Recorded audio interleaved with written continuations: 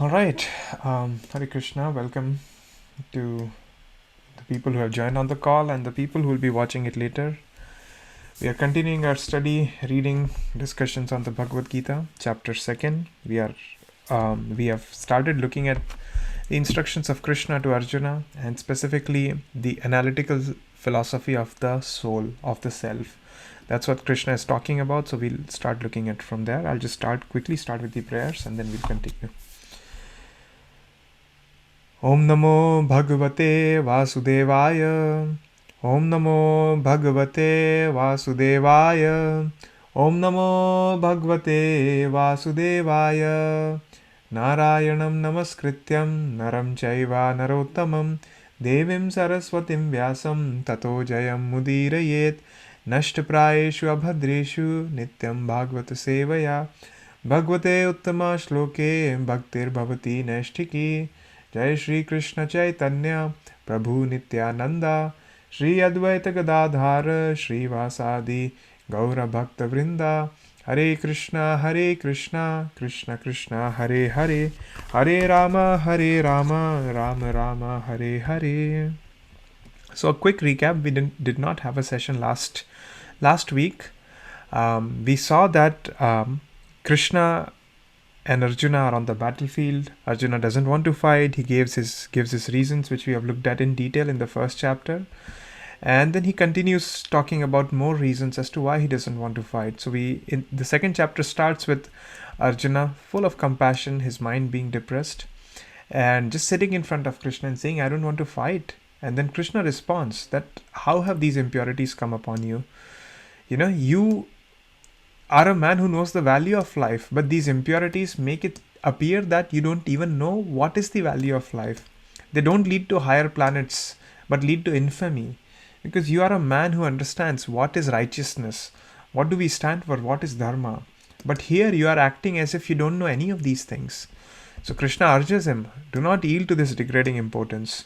It does not become you. It does not make sense for the kind of person you are. So give this petty weakness of your heart and fight, O chastiser of the enemy, And Arjuna is saying, oh Krishna, they are my family. Bhishma, Drona, they are worthy of my worship. I'll just go and beg. Rather than kill these people, they may be on the opposite side of the army. But I know and they may be out here to kill me, but I understand and I respect them. So therefore, I don't want to kill them and enjoy anything that is tainted with blood. And he says that I don't even know if it's better for me to get conquered or for me to conquer them. They are standing in front of the battlefield, so I really don't know.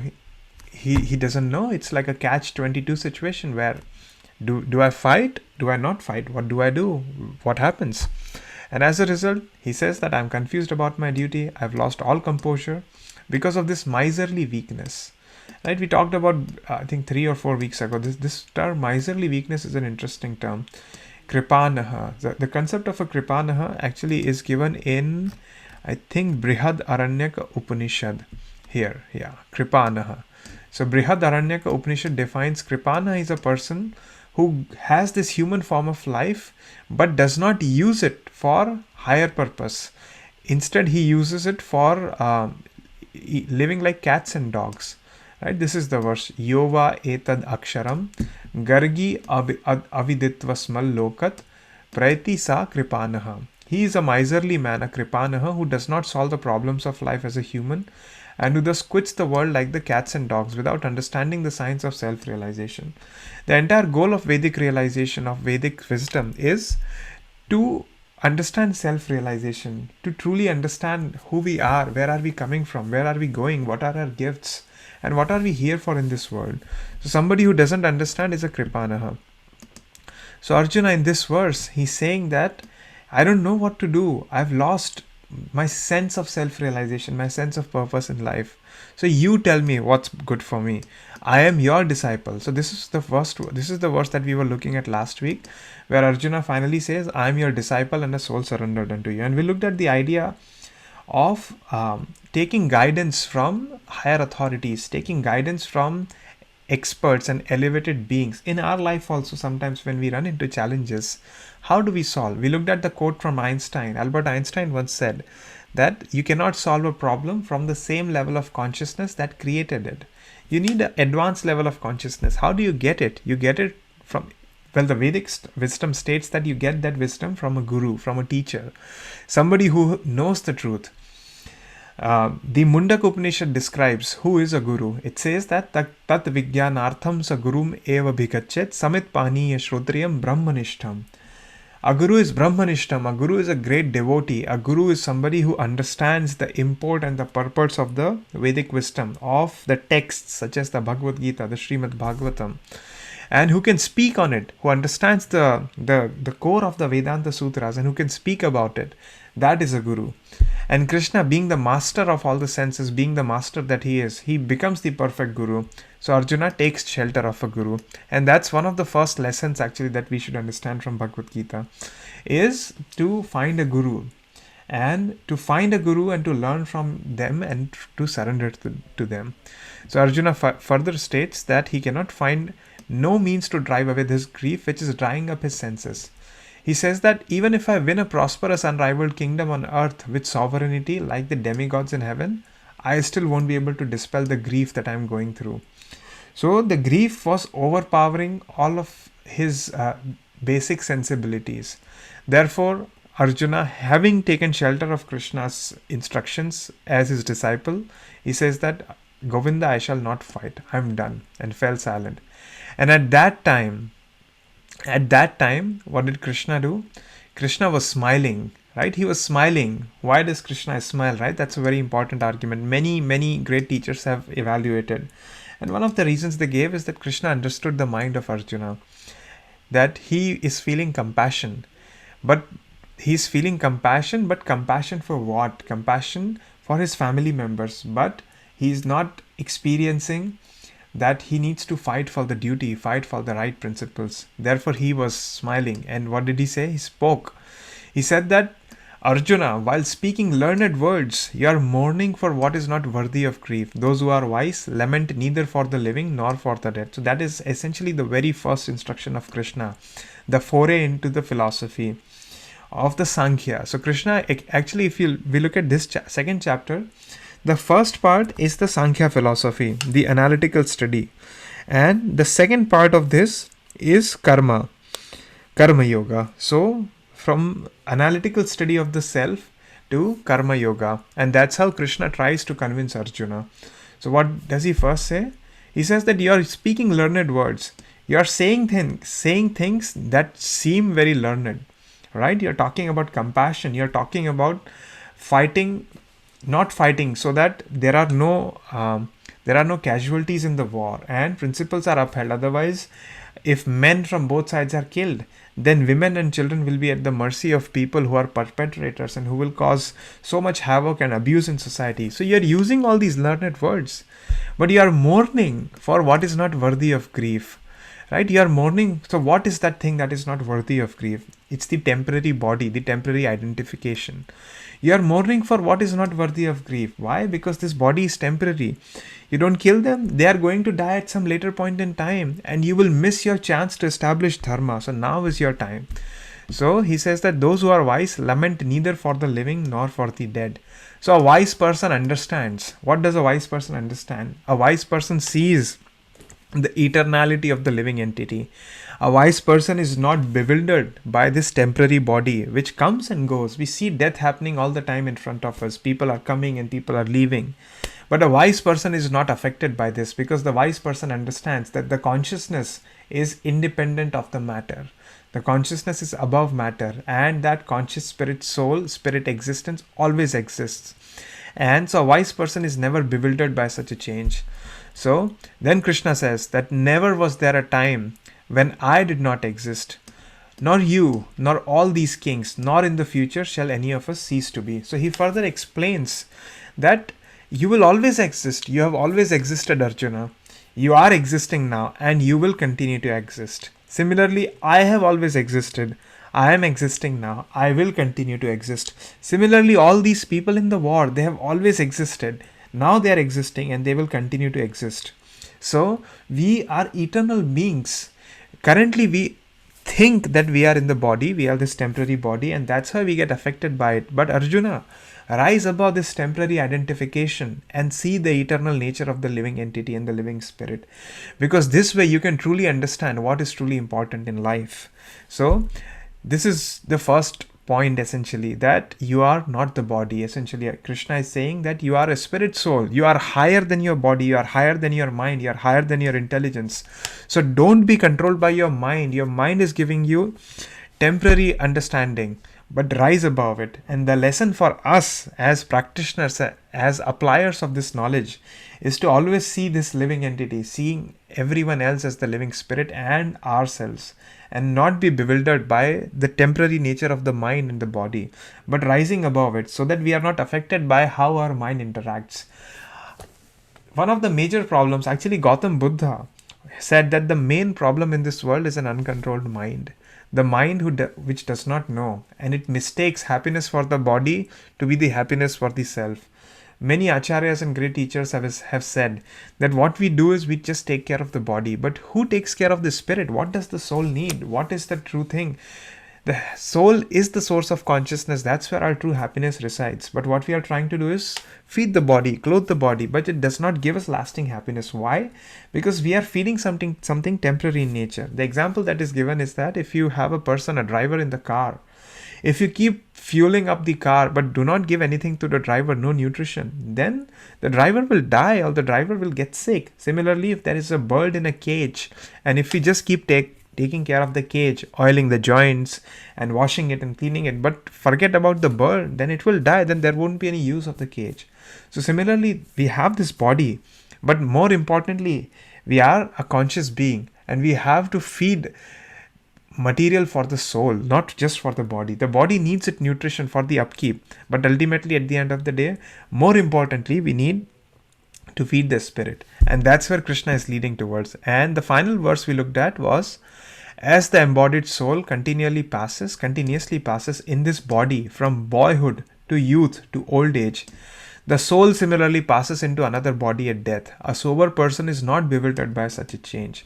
So Krishna is saying, Arjun, you were a boy at one point in time, a baby boy. Then you became a youth.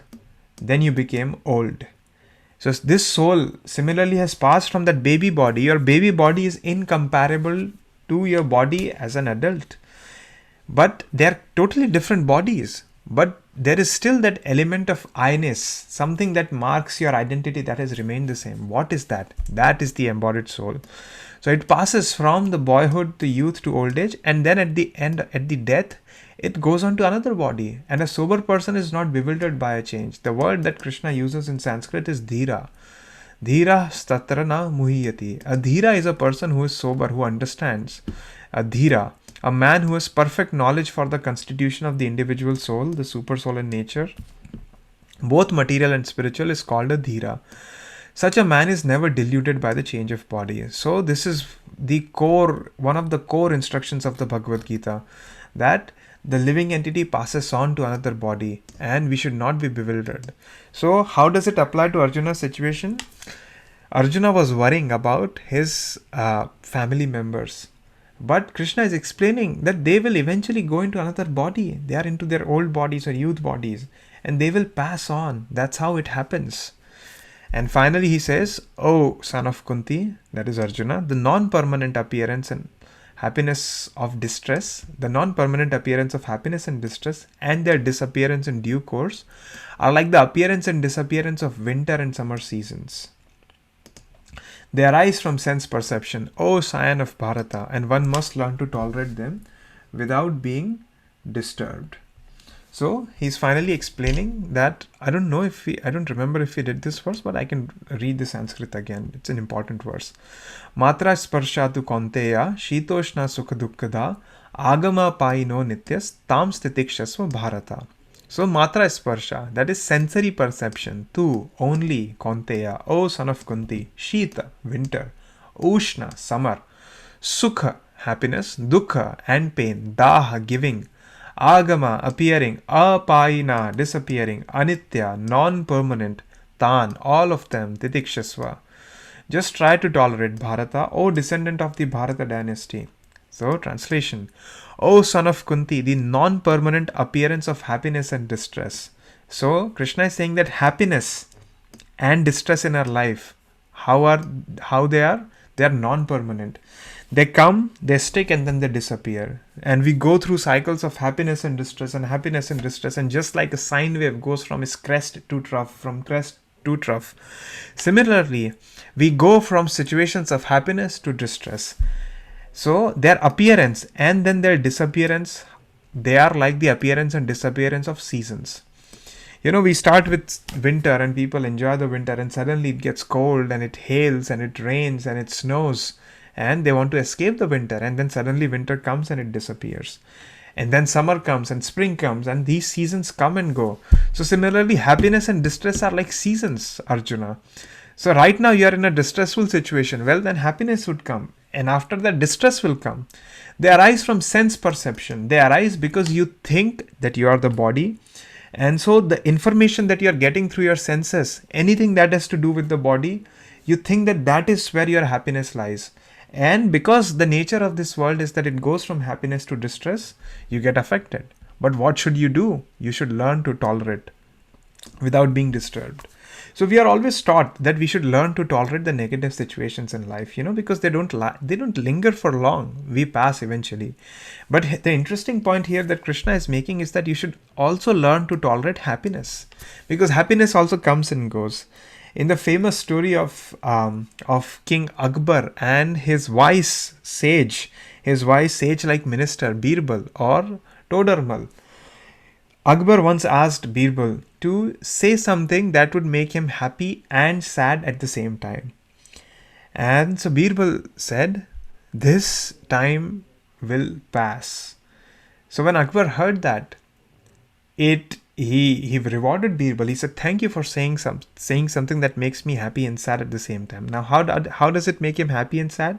So Birbal said, "This too will pass, or this too shall pass." That means, if you are in a good situation right now, if things are going good for you, then it will pass and the bad time will come. So that made him sad. But if you are in a bad situation right now, this too shall pass, then you will go into a good situation. So it's a statement that makes you happy and sad at the same time. And this happiness and sadness comes from sense perception. Matra is sparsha. Matra means our senses, and sparsha means perception or touching, how the senses touch the world. So really, all of our happiness and distress, it is said, right, that we don't see the world as the world is, but we see the world as we are. So how we look at the world is how it defines what kind of reaction we are getting. If things don't go well, a same situation, a same circumstances can be viewed differently by two separate people, right? So how they are engaging. And Krishna is saying that both of them will pass. You should learn to tolerate. Why? Because they are like seasons. So that's why happiness and distress, you should never be affected by it. So that's the important point here. Here Prabhupada further explains that Kaunteya signifies his blood relations from his mother's side. So Krishna calls him Kaunteya. So Kaunteya means the son of Kunti, and we have seen this interplay from the very first, at the start of the Bhagavad Gita, that there are various names being utilized in different contexts. So here Krishna is saying, "Hey Kaunteya."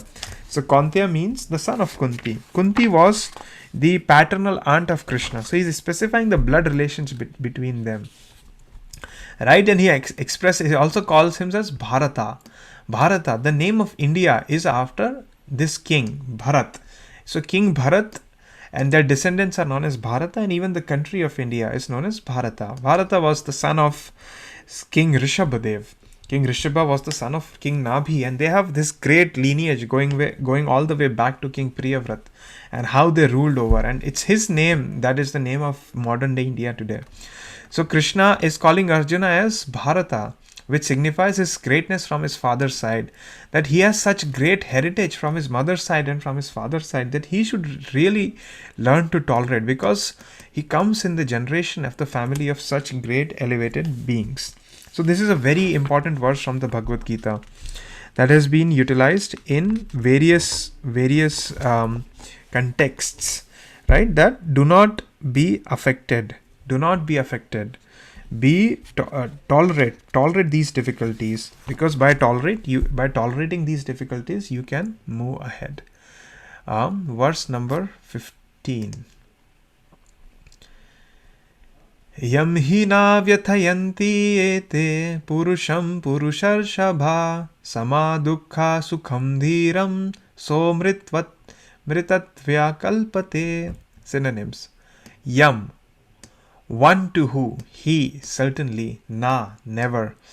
Vyathayanti, are distressing, ete, all these, purusham, to a person, purusha rishabha, O best among men, sama, unaltered, dukha, in distress, sukham, and happiness, dhiram, patient, saha, hey, amritatvya, for liberation, kalpate, is considered eligible. Translation. O best among men, Arjuna, the person who is not disturbed by happiness and distress and is steady in both is certainly eligible for liberation. So Krishna kinds of builds on to the previous argument that you understand that happiness and distress are like seasons. Just like summer season comes and goes, winter season comes and goes, day comes and then night comes. So this world is a world of duality, good and evil, right? Then happiness and distress, day and night. It goes on from positive and negative. This is a dual world, and the dual nature, they balance each other out. They keep going on. So you should understand that as a living entity, as a spirit soul, you are above these things. And Krishna gives a hierarchy later on in the Bhagavad Gita why soul is better or above or transcendental to these lower modes. So he's saying that somebody who is not disturbed by happiness and who is not disturbed by distress and he's steady in both situations is eligible for liberation. Right? Liberation. What does liberation means? Amrit Tattva. That means liberation from this temporary existence. That kind of a person knows exactly what self-realization is, knows exactly how he is above these material modes of existence. So this is really the first ever quality that Arjuna you should cultivate is tolerance. You should tolerate and you should not be disturbed. Because if you get disturbed, when happiness comes, you get excited. And then when distress comes, you get affected. But you are really the eternal soul. So you really don't have anything to do with what's happening with the body. And that's how you should become a sage of steady mind. That's why the term used here is steady. You should be steady. You should remain in the same understanding, in same determination. So that's what here further explanation is given of this argument, that somebody who is determined in the advanced stage of self-realization and can tolerate both happiness and distress, that person is eligible for liberation, right? In the Varnashrama system that was previously in the Vedic times, where you had the 4 ashramas, Brahmacharya, Grihastha, Vanaprastha and Sannyasa, this is where you actually reach the advanced level of steadiness. And this is what was taught from a young age when kids would go to would go to live in a Gurukul. This is what exactly was taught to them, to be steady. Why? Because when bad situations come, you know how to deal with them. And when good situations comes, you are still grounded in both the situations and you keep a steady mind. Because you truly understand the goal of life. If you think that the goal of life is to just enjoy this world and be affected by this world, then you will continue to be impacted by the positivity and the negativity of the world. But if you truly understand that the goal of human life is self-realization, then you remain steady. A further verse later on comes where Krishna explains that Vyavasayatmika buddhir ekeha kuru nandana. That means that somebody who understands the goal of human life, his mindset, his buddhi is Vyavasayatmika. That means his buddhi is fixed intelligence. And fixed intelligence only appears when you have a set goal. A common example that we see is of various athletes in the world, right? These athletes, they have their goals set up. Even it's not limited to athletes. Anybody who excels at certain thing, like for example, a violin player, or great artists such as Yo-Yo Ma, or other great people in the world like painters, Picasso. These people, they were fixed in their determination for one thing. They knew that goal. Their intelligence was not multi-branched. And so in happiness, in distress, in any situation that appeared, they were steady. Similarly, we need to cultivate that same steadiness but for self-realization, for understanding who we are. And when our sight is situated to that eternal goal, to that ultimate goal of human life, not temporary goals, at that point we truly become steady and we are not bewildered. Because happiness and distress will appear. That's the nature of this world, duality. This is a world of duality. So Arjuna, Krishna is explaining. And see, this is why these instructions apply to the situation of Arjuna and apply to each and every one of us. Where Krishna is explaining that Arjuna, do not be disturbed by these situations, by happiness and distress. Just be steady. And being steady and focusing your life on the ultimate goal of life, you will be able to fight. So he's saying that what's the way to achieve liberation? For a higher cause. Be steady in the discharge of higher duties. Understand what is the higher cause, because Arjuna was affected in fighting with his family members, right? Chaitanya, the sage, the famous example of Lord Chaitanya, he took sannyas at the age of 24 with his young wife and dependents, right? But for a higher cause, they had to do these things. So on the path to spiritual realization, we have to tolerate these difficulties, and that's what gives us strength. That's what makes us keep going forward. Many of the examples also, for example, even in movies, for example, Batman Begins, the very first movie, we see the example of how Bruce Wayne goes through the example of living with the monks and learning to be steady. Because it is this steadiness from and not being bewildered and affected by the temporary nature is how you can truly exceed in life and cultivate higher vision and higher values. So that's one of the instructions of Krishna here, that be steady, don't be affected by happiness and distress, be transcendental to those. Verse number 16. Nashato vidyate bhavo na bhavo vidyate sata ubhayorapi drishtontas tva anyos tattvadarshibhi. Na, never, asataha, of the non-existent, vidyate, there is, bhavaha, endurance, na, never, abhavaha, changing quality, vidyate, there is, sataha, of the eternal, ubhayoho, of the two, api, verily, drishtaha, observed, antaha, conclusion, tu, indeed, anayoho, of them, tattva, of the truth, darshibhihi, by the seers. Translation: those who are seers of the truth have concluded that of the non-existent, the material body, there is no endurance, and of the eternal, the soul, there is no change. This they have concluded by studying the nature of the both. So a very philosophical point that Krishna is making here. What is he saying? That the seers of the truth are called as tattva darshibhihi. So tattva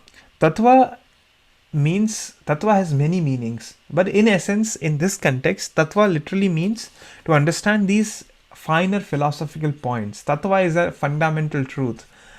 In English or in Western philosophy, an equivalent to tattva would be axioms, like these self-evident truths. And once you truly understand these truths, that's how philosophy and science is built. Like entire science is built on these axioms, self-evident truth. In mathematics, in geometry, in all the other sciences, we start with some of these self-evident truths, and from there we start understanding the world, and we build these higher levels of mathematics. And for example, in software engineering, we build algorithms and machine learning models and everything, and advanced mathematics. They are all built on certain axiomatic truths. So tattva could be something similar. In the Vedic understanding, these tattvas are the fundamental explanations or truths. So tattva darshibhihi means somebody who has seen these truths, somebody who is able to peel away the layers of material reality and perceptions, and is able to see the truth, the tattva. What have they concluded? They have a conclusion, right? Antaha. What is their conclusion? Their conclusion is that of the non-existent, of the na asataha. That means something non-existent means something that is temporary, that is the body. There is no endurance, that means this body disappears. So the temporary thing does not exist for long. And the eternal, the soul, there is no change. So Krishna, having previously established that, Arjuna, you are always there, you have always been there, you are here and you will continue to be. I have always been there, I am here and I will continue to be. These kings have always been there, are here and will continue to be. Right? And you should not be affected by happiness and distress because you are eternal. So once that eternality is established, so this is very highly, if you see it from a perspective of logic, it's a very logical argument that is given. How causality is explained here. So the eternal does not change and the temporary does not endure. So the temporary does not last and the eternal does not change. This they have concluded by studying the nature of the both. So these seers of the truth, the Tattva-darshibis, what have they done? They have studied the nature of temporary world. And it, in further texts such as the Srimad Bhagavatam, it is given how you understand these elements and how these elements interact with the world and how senses come into picture and this entire creation, this beautiful creation comes about. So they have studied the nature of the creation, including even descriptions of atoms is given in the third and fifth canto of Srimad Bhagavatam. It is actually further described how atoms and how this world is made up of these various elements. It's really phenomenal, the Vedic wisdom. So they have studied the nature of the temporary and they have said, this is temporary. This won't last. They have studied the nature of the eternal, the spirit, and they said that, this never changes. It always remains eternal. So eternal means it's not even affected by the nature of time, right? Krishna further goes into further chapters talking about what is time and how does time affect. So time only affects things that are temporary. Right? For example, the body. The body is influenced by the nature of time, but the soul is not affected by the nature of time. That is, the soul is superior to time. That is, the soul is not governed by the nature of time. So they have concluded this by studying the nature of these both sides of things. So there is no endurance of the changing body. Right? The further explanation is given here, and Prabhupada also refers texts such as the Vedanta Sutra and the Srimad Bhagavatam. And he explains that there is a difference between matter and spirit. This is also a quintessential argument between matter and spirit. Right? It's an age-old argument. In science, there is something called as the body-mind problem. Right? It goes into. So if I search here, you can, if anybody wants to read, you can read about this quintessential problem called the mind-body problem or the body-mind problem. It's a debate. It goes on from, what is matter, what is mind, and then how, what is the interaction between them. And great philosophers over the ages, they have established this dualism. Buddha, Plato, Aristotle, Aquinas, Descartes, Kant, Huxley, Popper, Searle, even up until today. It's a very, very big problem. And this is actually hitting up the nature of free will, the nature of consciousness, etc. Anyway, the point being, it's a very philosophical point, and that's why Bhagavad Gita, that's why it becomes one of the core points in understanding these finer levels. That's why they are called as Tattva. So what's the point? That there is a difference between matter and spirit. Matter doesn't last. It's temporary. It goes away. And spirit always lasts. It is eternal. It always exists. Right? Similarly, here in the explanation, Prabhupada further explains this, just like our body is composed of cells, and it is said, right, that every few years, I think it's every 7 years, that all of the cells of our body completely change. So we know that the body is changing completely. But my existence, my identity has remained the same as I was.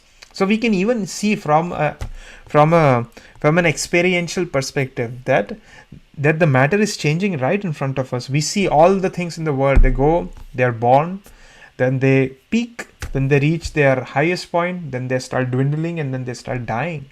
So similarly, the matter is changing, but the spirit soul, the identity, the self always remains. What is the self, right? That's what, Arjuna, you have to focus on. And you are this self, you are this spirit. So this body is changing, but the soul is eternal. Further texts such as the Vishnu Purana, they further describe that Vishnu and his abodes all have self-illuminated spiritual existence. That means they are not affected by matter. So the existence and non-existence refer to spirit and matter. That is the version of all seers of truth. So ultimately what this verse is talking about is that problem actually of matter and spirit. What is matter and what is spirit? Back in the 60s, 70s, there was a lot of talk about the antimatter, the world that is, not combined with matter, not different from matter. What is antimatter? That is essentially spiritual reality. That is the nature of consciousness. That's why consciousness becomes such an important argument in understanding science. People have tried various ways of understanding consciousness, but there's no way to measure it. Why? Because it's non-material. So if we apply a material measurement to understand consciousness, we'll always be bound by frustration, because it's a non-material entity and we have to apply a non-material way of understanding it. So that's what Krishna is trying to say.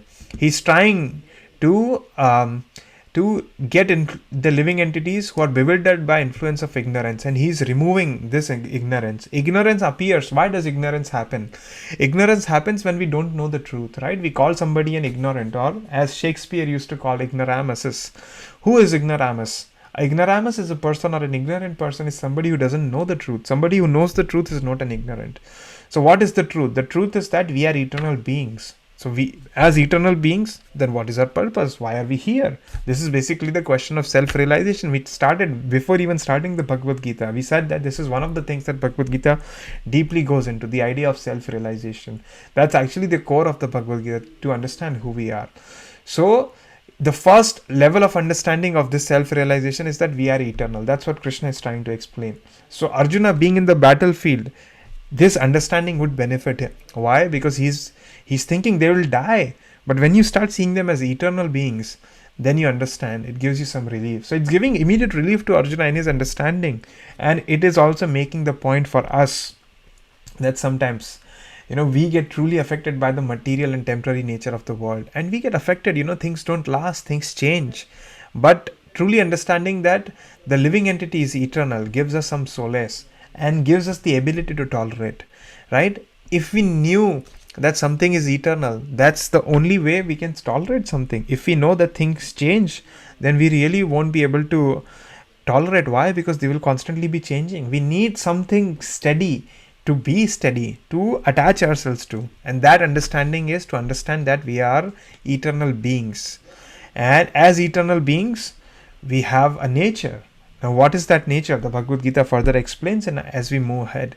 And what is our eternal connection with the divinity, with this eternal conscious source? What is that eternal conscious source, and how are we connected to that source? And that's some of the explanations of the Bhagavad Gita. So, going back to the argument, Arjuna is in a spell of ignorance. He doesn't know what is needed. That's why Krishna chastises him. That you talk like an intelligent person, but you are really talking, but in reality you are just blabbering like a fool. Why? Because you know these things and yet you are bewildered by this. So Arjuna, I am here telling you that you are an eternal being. They are all eternal beings, and as eternal beings, learn to tolerate.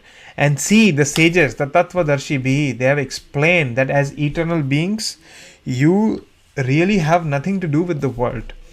You are beyond that, and that's the argument that this is making. So very, very important point. So these first few verses of second chapter are extremely important in establishing the tattva and establishing the core or the foundation of the arguments of Krishna to Arjuna. We'll just do one more verse and then we'll conclude. So verse 17. Avinashi tu tatvidhi yena sarvam idam tatam vinasham aveyasyasya na kaschit kartum arhati. Avinashi, imperishable. Tu, but. Tat, that. Vidhi, know it. Yena, by whom. Sarvam, all of the body. Idam, this. Tatam, pervaded. Vinasham, destruction. Avyayasya, of the imperishable. Asya, of it. Na kaschit, no one. Kartum, to do. Arhati, is able. Translation. That which pervades the entire body, you should know to be indestructible. No one is able to destroy that imperishable soul. So further argument that Krishna gives. That which pervades the entire body. Now we can ask, what pervades the entire body? A simple example is, sometimes our arms or our limbs, they go numb, right? And we don't feel a sensation. What is that sensation? It's consciousness. So Krishna is saying that consciousness which pervades your entire body, Arjuna, you should know that that's indestructible. Nothing can happen to that consciousness. No one is able to destroy that imperishable soul. And consciousness is the symptom of the soul, right? So when we look at a living body and a dead body, or a plant and a stone, what's the difference? One of them is growing. We see that there is some level of consciousness there between an animal, a living animal, and a toy animal. What's the difference? That there is something that is pervading the entire body. That's why animals can feel. That's why if somebody even pinches our pinky toe, we still feel a sensation. Why? Because there is consciousness in the body. That consciousness is a symptom of the soul, and that soul is indestructible. So Arjuna, if you think that you are going to kill them, you are wrong. Why? Because they are indestructible. They are avinashi, indestructible. They cannot be destroyed. So Krishna further explains here that that soul is indestructible. Here, actually, very interestingly, in the Shvetashvatara Upanishad, another Upanishad from the Vedas, the dimension of the soul is given. What does it say? Balagra sata bhagasya satadha kalpatasya cha bhago jiva savigneya sachanantyaya kalpate. So what does it say? When the upper point of hair, so if you take a strand of hair, a single strand, and if you divide that upper part into 100 parts, and again if you divide such part into further 100 parts, such part is the measurement of the dimension of the soul. So 1 divided by 10,000, the tip of the human hair. So you take the tip of the human hair, divide it by 10,000. That is the dimension of the soul, and that is non-material in nature. Right? Further it explains, Keshagra sata bhagasya satamsha sadrashat atmaka jiva sukshma swarupoyam sankhyatito hi chitkana. There are innumerable particles of spiritual atoms which are measured as 1/10,000 of the portion of the hair. So you take the hair, you divide it by 10,000 parts. That is the soul. And that soul, when it's comes in touch with the body, it pervades the entire body with consciousness. And so consciousness is really non-material in nature. That's the reason why scientists are unable to understand what consciousness is and how does it come into picture. How does it see? And even today, we have heard, all of us have heard the famous Schrodinger's cat experiment, right? That the observation defines the reality of the world. What is the observation? It's essentially an act of consciousness interacting with the world. And so quantum mechanics is honing on now the idea that when a conscious observer interacts with the famous double slit experiment, we see a particle, but when we don't look at those slits, we see a wave. Now, how is consciousness fixing? The moment consciousness appears, all these realities superimpose into one specific point in time, and when this goes away, it just changes. So that's the point here that is being explained, that you are a soul, and the nature of the soul is consciousness, and this consciousness is pervading in your entire body, and that's why it's different from matter. So Arjuna, don't be scared that you will destroy the soul. Nobody has been able to destroy the soul because it's non-material. So how can you use your material things to destroy it? Right? That's the point that is being explained here. So a lot of it is given here. I encourage every one of you who's on the call and who will read it later to specifically read this purport to the verse 17 of second chapter. You can truly understand how soul interacts. And so this soul is atomic in size and can be perceived by perfect intelligence. And if you want to understand it through yoga philosophy, it says that this atomic soul, this is from Mundaka Upanishad, this soul is floating in the 5 kinds of air. This is called as the prana vayus: prana, apana, vayana, samana, and udan. So this soul is floating, it's situated in the region of the heart, and it spreads its influence all over the bodies. When this soul is purified from the contamination of 5 kinds of material air, when it rises above these airs, then the spiritual influence is exhibited. And so the entire Hatha Yoga system of purifying the chakras is actually to purify the soul. But Krishna gives a higher level of understanding, Bhakti Yoga, how we can purify this soul. Right? Further explanation is given that this consciousness is carried around through the activity of blood. That if blood circulation stops in certain part of the body, that's where consciousness disappears, right? That's why our arms go limp, and when blood circulation is re-established, we see that consciousness is pervading. So it is through blood, through corpuscles, that the oxygen is carried, and the soul is and the consciousness is seen. And that's why somebody who is dead, they don't have consciousness. Why? Because the soul is not present at that point in time. So this soul, which is the 1/10,000th tip of the human hair, that is indestructible, Arjuna, and you are that, and therefore you should not be bewildered by it. So to conclude today, very important verses we looked at. We looked at the initial summary of Arjuna not wanting to fight, and Krishna finally speaking up, saying, "You fool, You are speaking learned words, but you are mourning for what is not worthy of grief. As a wise person, you should not lament for the living nor for the dead. You have always existed. I have always existed. These kings have always existed, and you will continue to exist. And this soul continuously passes, just like it has gone from your boyhood body to youth body to old body. Similarly, it goes on to another body at the time of death. So you should not be bewildered by such a change. Another reason you should not be bewildered by such a change is because this world is dual. Happiness and distress come and go, just like winter and summer seasons come and go. If you're too attached to the summer season, what's going to happen? It's going to change. So better buckle up and learn to tolerate them. So both ways, learn to tolerate because you understand that they will come and go, and learn to tolerate because you are eternal. So these are the two instructions that Krishna is giving to Arjuna, and he is giving to us when we are into difficult situations in life, that learn to tolerate. Why? Because you are beyond these situations, and because they come and go. Happiness and distress will come and go. And if you remain steady like that, that's when you are eligible for self-realization and liberation of who you truly are. And this is what the sages have concluded. Right, the Tattvadarshi Bhis, the sages have concluded that the non-existent, the temporary, the matter, it does not last, and the spirit, it never changes. It always remains as it is. And they have studied the nature of both analytically, and then finally we looked that the nature of this soul is consciousness. Why? Because it pervades the entire body, and nobody has been able to destroy this soul. So Arjuna, be established and understand these things, and then you understand who you are. Right? We'll look at further analytical study. So this analytical point of Krishna goes on until verse number, I guess, 30th. So if more analytical points are given, very extremely logical points between matter and spirit. So very high philosophy. And then he goes into karma. What is karma? What is action? And then how does action interact? And then finally he gives the conclusion of senses. What is senses, and what is anger, and what are these emotions, and how do we go through? So that's why this second chapter is a phenomenal chapter, and it truly forms the foundation of the Bhagavad Gita. So I encourage everyone to go through these verses again, read through the purport. Even if you do one verse at a time, we just did 4 verses. So in next 3 to 4 days, it's going to take 5 minutes per verse, 2 minutes per verse.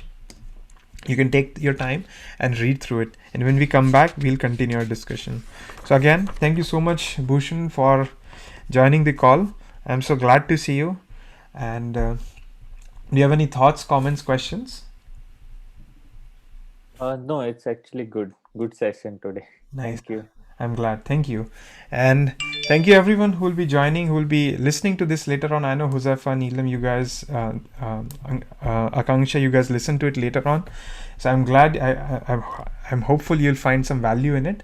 And then I look forward to see you all so that we can all have an interactive session. But anyways, either way it works, we'll continue marching on as we go forward and understanding this phenomenal philosophy of the Bhagavad Gita. Again, thank you very much for your time. We will continue our discussions next week on the 15th of April. Have a great evening, everyone. Take care. Bye-bye.